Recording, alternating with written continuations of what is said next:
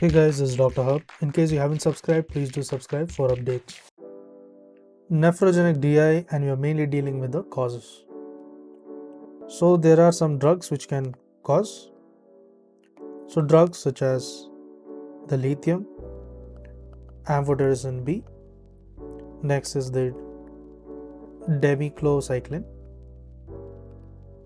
Then comes the cisplatin. There is aminoglycosides. Next, there is also the foscarmet,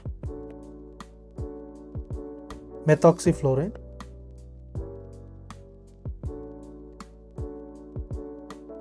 as well as the rifampin.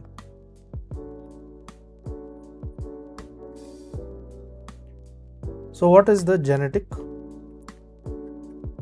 causes? Genetic causes, it can be X-linked recessive.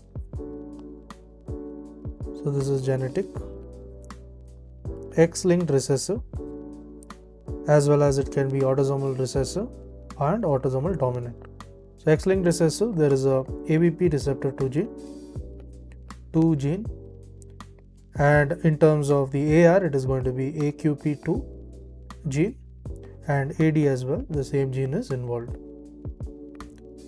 Next, we will move on to the metabolic causes. So under the metabolic causes, this can include the hypercalcemia as well as the hypercalciuria. So hypercalcemia as well as hypercalciuria.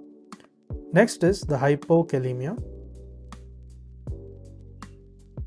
as well as the hyperoxaluria. So there's hypercalcemia, hypercalciuria, hypocalcemia, and the hyperoxaluria. Next, there is sarcoidosis. So they are also the causes. Then comes the Sjogren syndrome.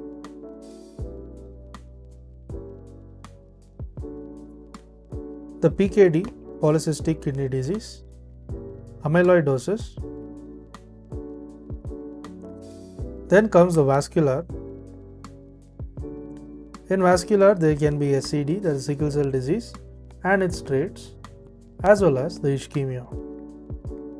So ischemia is the acute tubular necrosis. Then it also can be due to idiopathic causes.